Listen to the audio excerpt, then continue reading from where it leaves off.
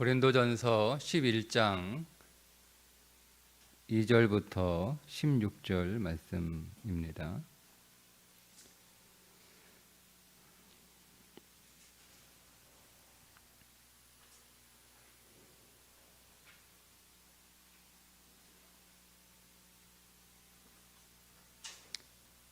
고린도전서 11장 2절부터 16절 말씀 보겠습니다.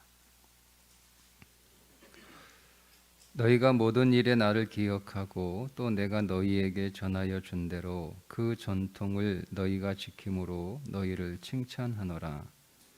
그러나 나는 너희가 알기를 원하노니 각 남자의 머리는 그리스도요 여자의 머리는 남자요 그리스도의 머리는 하나님이시라. 무릇 남자로서 머리에 무엇을 쓰고 기도나 예언을 하는 자는 그 머리를 욕되게 하는 것이요 무릇 여자로서 머리에 쓴 것을 벗고 기도나 예언을 하는 자는 그 머리를 욕되게 하는 것이니 이는 머리를 미는 것과 다름이 없음이라. 만일 여자가 머리를 가리지 않거든 깎을 것이요 만일 깎거나 미는 것이 여자에게 부끄러움이 되거든 가릴지니라. 남자는 하나님의 형상과 영광이니 그 머리를 마땅히 가리지 않거니와 여자는 남자의 영광이니라. 남자가 여자에게서 난 것이 아니요 여자가 남자에게서 났으며 또 남자가 여자를 위하여 지음을 받지 아니하고 여자가 남자를 위하여 지음을 받은 것이니 그러므로 여자는 천사들로 말미암아 권세 아래 있는 표를 그 머리 위에 둘지니라.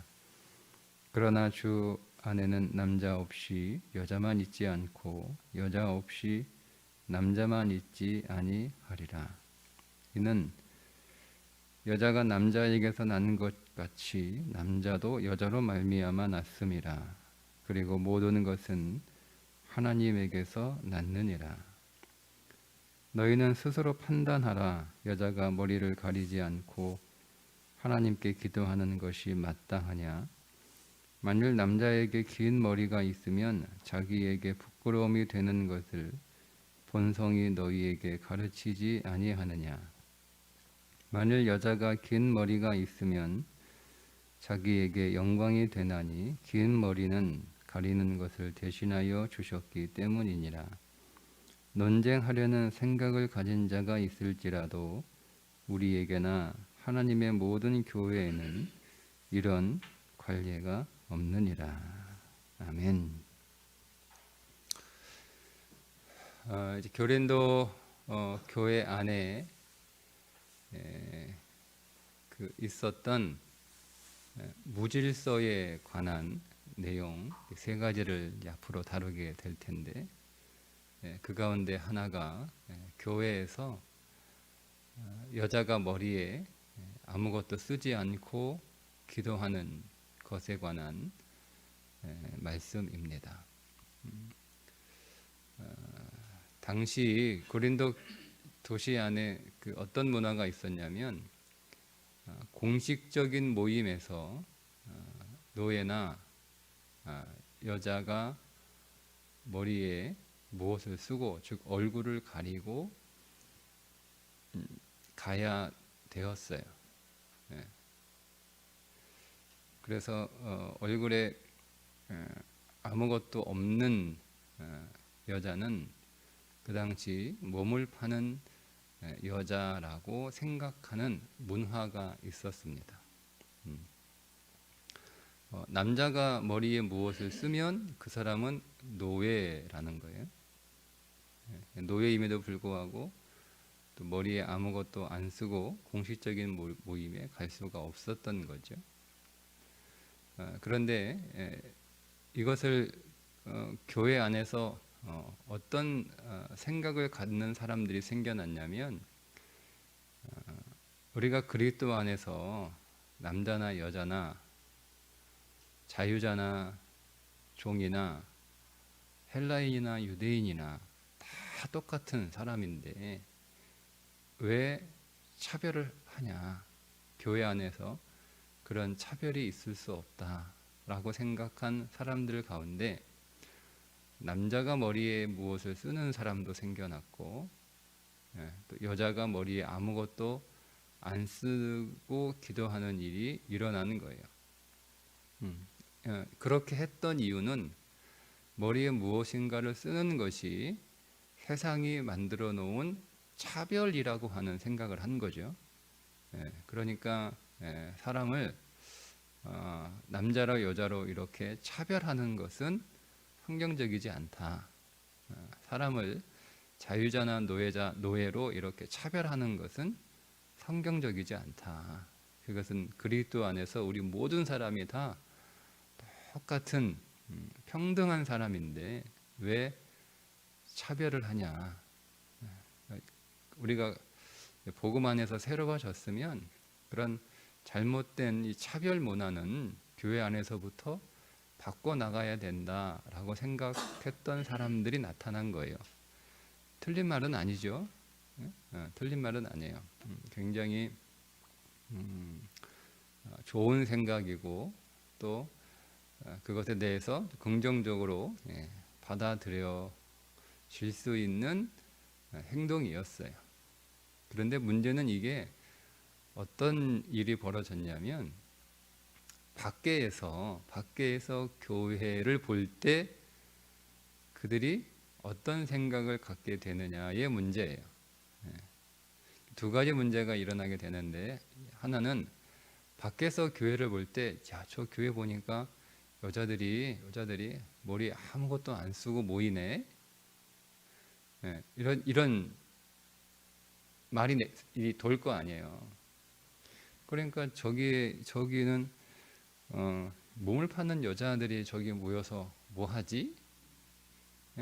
이런 말들이 돌 거 아니에요. 그런 시선으로 교회를 볼 거 아니에요.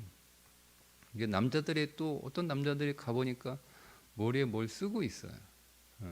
근데 그 사람은 노예가 분명히 아닌데 자유자인데 머리에 뭔가를 쓰고 저희 남자는 도대체 뭐야? 잠깐만요. 남자 생긴 건 남자인데 여자인가? 뭐 이런 소문들이 쭉 퍼지는 거예요. 그렇게 되면 밖에서 교회를 오해하게 되는 일들이 일어나게 되는 거죠. 지금 바울이 그 문제를 하나 지적을 하는 거예요. 좋다. 우리가 더 이상 차별하지 않는 것 좋다. 그 말이 맞다. 그리스도 안에서 다 똑같은 사람들인데 무슨 차별이냐. 맞다. 그런데 밖에서 우리를 볼 때 야, 저곳은 세상은 차별이 있는데 교회는 차별이 없구나. 이렇게 봐주는 게 아니라 저기는 이상한 사람들이 모였구나 라고 오해할 수 있지 않겠는가. 그것에 대해서 한번 생각해 볼 필요가 있다라고 하는 이야기이고요.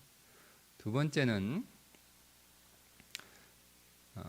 세상은 하나님이 질서를 위해서 구별해 놓으신 것을 차별로 이용을 한 거예요. 하나님께서 남자와 여자를 구별해 놓으셨죠. 그죠? 그런데 이것을 세상이 구별로 받아들인 게 아니라 세상은 죄는 어떤 특징이 가지고 있냐면 하나님이 만들어 놓으신 것을 왜곡하는 성향을 가지고 있어요.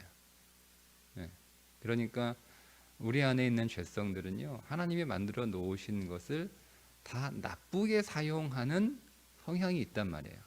하나님께서 남자와 여자를 지으실 때 남자를 먼저 지으시고 그 남자로부터 여자를 나오게 하신 것은 남자와 여자를 차별하시기 위한 게 아니라 구별하시기 위한 거예요. 근데 이거를 세상이 차별로 바꿔서 써먹은 거예요. 그죠? 그러니까 세상이 차별로 잘못 이용하는 것을 나쁘다라고 해서 이것을 버려야 된다라고 하다 보면 어떤 문제가 생기냐면 하나님이 애초에 만들어 놓으신 구별을 잃어버리는 문제가 생기는 거예요. 하나님께서 다 구별을 해 놓으신 것들은 질서를 위해서 그 구별을 해 놓으신 거거든요. 특별히 남자와 여자를 이렇게 구별해 놓으신 것은 권위를 세우기 위하여 하나님이 세워 놓으신 구별이란 말이에요. 그러면 교회 안에서 우리는 차별하면 안 된다, 이 차별을 없애야 된다라고 하는 이 좋은 의도가 어떻게 잘못 작용하냐면 권위를 잃어버리는 거예요. 이게 대표적인 예가 우리가 아주 우리 지금 현재 우리 사회에서 겪고 있는 문제가 뭐냐면, 뭐 여기 계신 분들 다 이제 학교 다닐 때 많이 맞았잖아요, 선생님한테. 그죠? 안 맞으셨어요? 많이 맞았어요. 근데 이게 심하게 맞았잖아요. 내가 잘못한 것보다 훨씬 더 많이 맞았어요. 그리고 잘못 안 했는데도 또 괜히 맞기도 하고. 그래서 학생들의 그 인권이 선생님들로부터 교단에서 지켜지지 않으니까 학생 인권 조례라고 하는 것들이 생겨나면서부터 이제 학생도 인격이니까 그 인격을 학교가 존중해야 된다, 무차별하게 그 인격을 폭력적으로 짓밟으면 안 된다라고 하는 좋은 의도가 생겨난 거예요. 근데 지금 어떻게 생겼죠? 어떤 일이 벌어졌죠? 네, 선생님의 권위가 일절 존중되지 않습니다. 그래서 애들이 뭐 요즘 뭐 최근에 일어났던 이슈였던 사건이 뭐냐면, 선생님이 거기서 수업하고 있는데 그 강단에 누워가지고 핸드폰 가지고 장난치는 일까지 벌어진 거잖아요. 할 수 있는 게 아무것도 없다는 거예요. 초등학교에서 애들이 싸우는 거 말렸더니 그 선생님한테 와가지고 칼 들고 죽여버리겠다 욕해도 할 수 있는 게 아무것도 없는 거예요. 학교가, 선생이. 그렇게 된 거예요. 그러니까 의도는 좋아요. 의도는 좋아요. 의도는 좋아요. 그러니까 하나만 생각하는 거죠. 세상은 이게 세상의 죄의 전략이라는 걸 알아야 되는 거예요. 학생 인권 중요하죠. 마땅히 존중받아야 되죠. 뭐 선생은 뭐 무조건 군림해야 되고, 뭐 맘대로 해도 되고, 뭐 무조건 명령해야 되고, 애들 무시해야 되고, 교육이라는 명령 그 명분 하에서 이건 있을 수 없는 거예요. 그래서 아이들이 어리든 또 뭐 뭘 모르든 약하든 혹시 잘못하고 있다 할지라도 그 아이의 인격은 존중되는 것은 하나님의 창조 질서예요. 창조 질서예요. 그런데 선생님의 권위도 존중되는 것이 창조 질서예요.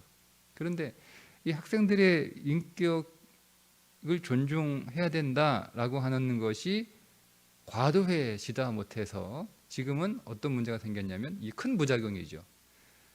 교단의 권위가 다 무너진 거예요. 다 무너진 거예요. 예. 그러니까 학교가 혼란스러운 거예요. 혼란스러운. 그로 인해서 학교가 질서가 다 깨지니까 단순히 그럼 뭐 원래 뭐 그런 놈들은 뭐 원래 그런 놈들이니까 뭐 그러라고 그래라고 해서 그렇게 선생님을 존중하지 않는 잘못된 그 학생 한 사람의 문제로 끝나냐? 아니죠. 그 옆에서 보고 배우는 거예요. 그리고 그로 인해서 어수선하니까 수업도 잘 안 되는 거예요. 누가 멀쩡하게 수업하고 있는데 앞에 막 선생님한테 막 졸고 있고 깨우면 막 승질내고 뭐 집어 던지고 뭐 박차고 나가고, 그러면 공부 열심히 하겠다고 온 아이들 그게 뭐 사람은 안 그렇잖아요. 사람은, 그죠? 집중이 깨지고 뭐 그 마음 안에서 좀 심란해지고 분위기 이상해지고 그러면 손해 보는 거예요. 많은 사람들이. 그로 인해서 이런 거예요. 이런 일들이 계속 일어나고 있죠. 이 말씀은 더 이상 우리가 교회에서 여자들이 뭐 머리에 쓰고 뭐 안 쓰고 이런 거 문제 삼지 않잖아요. 남자가 머리에 뭐 쓰고 안 쓰고 이런 거 뭐 상관없잖아요. 그러니까 여러분, 이 말씀은 우리에게는 더 이상 이런 일이 없으니까 뭐 안 읽어도 되는 말씀이 아니라, 이 말씀의 본질은 하나님이 세우신 권위가 있다는 거예요. 권위. 예.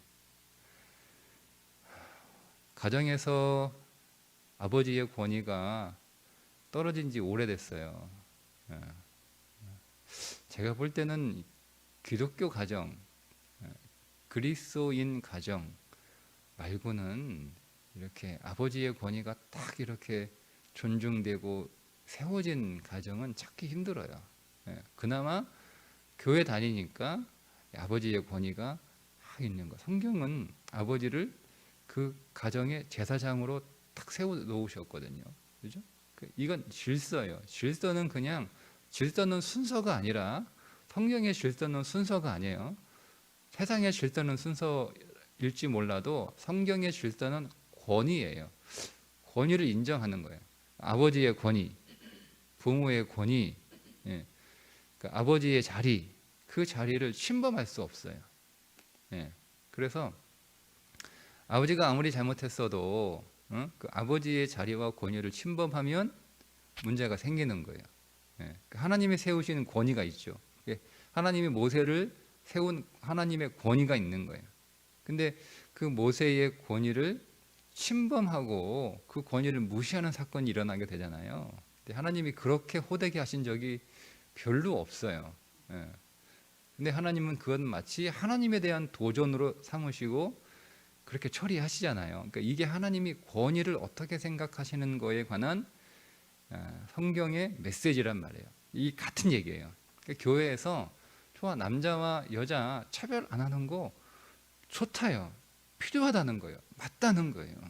그런데 인간은 죄인이기 때문에 그게 어떤 식으로 흘러가냐면 차별이 없는 것으로만 끝나는 게 아니라 권위를 인정하지 않는 것으로 흘러간다는 거예요. 그래서 오늘 머리라는 이야기가 나오는 거예요. 이게 권위라는 뜻이에요. 권위. 그래서 하나님의 권위가 있고 또 그리스도의 권위가 있고 남자의 권위가 있고 여자의 권위가 있는 거예요. 하나님은 그렇게 교회 안에 권위의 질서를 세워 놓으셨단 말이에요. 그걸 우리가 존중하고 그거를 거기에 순종하고 잘 지켜야 되는데 이거를 차별을 안 한다라는 것으로 끝나지 않고 하나님이 세우신 권위를 무시하는 일이 생겨나는 거예요. 즉 여자가 남자를 무시하는, 남자의 권위를 무시하는 이런 일이 벌어지게 되는 거죠. 남자가 그리스도의 권위를 무시하는 일이 벌어지게 되는 거예요. 이게 그렇게 됩니다. 여러분 보세요. 세상에 다 지금 그렇게 됩니다. 세상에서 권위를 존중하고 그 권위를 잘 이렇게 따르는 일들을 이제 보기가 드물어져요. 그 마지막이 교회거든요. 그 마지막이 교회예요. 그러면 점점점 교회 안에서도 이 권위가 다 무너지고 있는 거예요. 그러면 혼란스러워지는 거예요. 하나님께서 우리의 삶에 세워놓으신 권위가 있어요.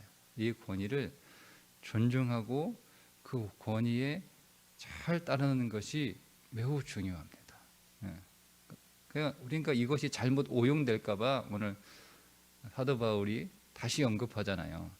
여자가 남자에게서 낳았고 남자는 여자로 말미암았느니라 라고 정확하게. 그러니까 남자는 권위가 있다고 해서 여자를 막 무시하면 안 된다. 남자가 어디서 태어나요? 어머니에게서 태어나잖아요. 여자로 말미암잖아요. 그러니까 막 무시하면 안 돼. 여자가 이제는 차별이 없어 라고 해서 남자의 권위를 막 무시하면 안 돼. 아담에게서 여자가 나온 거예요. 하나님이 세우신 질서, 하나님이 질서 세워놓으셨잖아요. 태초에 창조 때 남자에게서 하나님이 여자를 만드시고 그 여자에게서 남자가 태어나게 하신 거예요. 하나님이 세우신 질서란 말이에요. 이거를 잘 지키는 것이 교회라는 거죠. 그러니까 어리석게 세상이 이 악용한 구별을 차별로 악용했다고 해서 차별을 없앤다라고 하는 명분으로 구별까지 없애버리는 이 문제가 있음을 알고 조심하라는 거예요. 조심하라는 거예요. 여러분, 이것이 오늘 우리 안에 중요한 기준이 돼야 되는 거예요. 여러분, 우리도 이 잘못된 문화들이 있죠, 그죠? 그것이 교회, 어차피 우리도 뭐 세상에서 살았고 세상에서 익숙해졌고, 근데 교회 안에 딱 와서 성경을 보니까 아, 이것이 잘못된 거구나라고 하는 것들이 있어요. 그러니까 우리가 이거를 다 이렇게 바꿔야 되고 제대로 이렇게 해야 된다라고 하는 생각을 갖는 건 좋아요. 그런데 세상의 문화가 하나님의 말씀에 비추어 어긋남이 없으면 그거를 존중해야 되는 거예요. 다만 그것이 세상이 악용한 것처럼 우리는 악용하면 안 되는 거죠. 이거를 우리가 조심해야 되는데 사글이 없애버리는 거예요. 이게 사람의 특징이에요. 뭔가 좀 문제가 생기면 싹 없애버리는 거예요. 싹 없애버리는 거예요. 예. 그렇다 보면 우리 안에 원래 있어야 될 것들이 없어지는 문제가 생긴다라는 것을 우리가 알고, 오늘 이 말씀은 하나님이 세우신 질서 가운데 권위의 질서예요. 권위의 질서. 그 권위를 잘 지켜야 되는 거예요. 지켜야 되는 거예요. 그러니까 여러분, 그 권위를 부여받은 자도 그 권위를 잘 지켜야 되는 거예요. 그러니까 하나님께서 모세에게 권위를 주셨는데, 그 권위 가지고 나는 막 이렇게 하는 거 싫어라고 해서 스스로 그 권위를 무시하는 되게 훌륭한 사람처럼 보이잖아요. 아니요, 여러분, 훌륭하지 않은 거예요. 물론 모세는 그런 일이 없었지만 가정에서 아버지가 그 아버지가 신세대라는 거, 신세대. 그래서 그 아버지가 우리 집은 민주주의다. 근데 그렇게 좋은데, 근데 그것이 자칫 잘못하면 아버지가 스스로 아버지의 권위를 스스로 포기하는 일이 벌어지게 된단 말이에요. 사람은 나쁜 쪽으로 흐를 경향이 굉장히 강한 걸 우리가 이해해야 되는 거예요. 제가 부목으로 있을 때 담임 목사님이 굉장히 좀 이렇게 멋있는 분이에요. 멋있는 분. 그래서 우리 교회는 담임 목사, 부목사 이런 거 없다. 다 같은 목사지. 담임 목사, 부목사가 어딨어. 근데 그 말씀은 담임 목사님의 말씀의 의도는 뭐냐면, 그동안 담임 목사가 막 부목사를 막 종처럼 부리듯 막 그렇게 부리는 그런 잘못된 이 문화에 대해서 우리가 이걸 좀 고쳐야 되지 않냐. 그냥 우리가 뭐 담임 목사, 부목사가 뭐 종하고 하인이고 사장하고 직원이고 그런 관계는 아니지 않느냐. 다 동역의 관계인데 교회의 사역을 위해서 구분된 건데 서로 존중하고 서로 동역해야 되는 거지. 우리 교회는 그렇지 않으면 좋겠다, 이런 의도를 말씀하신 거거든요. 그러면 좋죠. 우리 목사님 멋있다. 참 이 교회 굉장히 좋은 교회다. 이렇게 해서 담임 목사도 부목사를 바라볼 때 동역의 관계로 이렇게 바라보고, 또 부목사도 담임 목사를 이렇게 바라볼 때 동역이지만 그렇지만 질서의 관계를 바라보는데 어떤 일이 벌어지는지 아세요? 부목사가 담임 목사 무시하는 일이 벌어지는 거예요. 말도 안 듣고. 제가 그때 배웠어요. 인간은 잘해주면 안 된다. 그런 걸 배웠어요. 안 되는 배웠어요. 인간은 그렇게 선하지 않아요. 교회는 너무 낭만적이면 안 된다. 제가 그때 배웠어요. 어떻게 저럴 수가 있지? 저도 그런 모습이 왜 없었겠어요. 그죠? 그게 그러면 안 되는 거예요. 그죠? 그러면 동역이라고 하는 것을 회복하기 위해서 세우신 거라면 그것만 회복하면 되는 거죠. 그러면 질서를 잘 유지해 나가야 되는 거예요. 예. 예를 들면 그런 일들이 우리 안에 벌어진다라는 거예요. 그러니까 우리 안에 그런 나쁜 성향이 있는 것을 알고 네, 네. 신식이다 이런 게 아니라 하나님이 세우신 질서가 무엇인가를 잘 여러분 주의하여 볼 필요가 있는 거예요. 그래서 세상에 나쁘게 이용한 것들을 제대로 돌려놔야 되는 거지, 나쁘다고 해서 없애버리는 게 아니에요. 구별은 거룩이잖아요. 하나님이 거룩을 위하여 구별해 놓으신 건데 그것을 세상은 오염시켜서 차별로 만들어 놓은 거예요. 그러니까 우리는 이걸 다시 구별로 돌려놓으면 되는 거지 없애버린다고 되는 건 아니다 하는 거죠. 오늘도 우리 안에서 하나님이 세우신 권위가 있어요. 그 권위를 잘 지키는, 하나님이 내게 주신 권위를 잘 지키는 자가 되어야 되고, 하나님이 또 누군가에게 주신 권위를 잘 존중하는 그런 모습이 될 때 우리의 삶 안에 질서가 잡히는 거예요. 혼란스럽잖아요. 하나님의 창조 이전에 표현하는 세 가지 단어가 있죠. 공허와 혼돈과 흑암이 가득하더라. 그죠? 혼돈이에요, 혼돈. 이 혼돈을 질서로 만드신 것이 하나님의 창조예요. 공허한 것을 채우시는 게 하나님의 창조이고, 혼돈을 질서로 만드신 것이 하나님의 창조이고, 어둠을 빛으로 만드신 것이 하나님의 창조예요.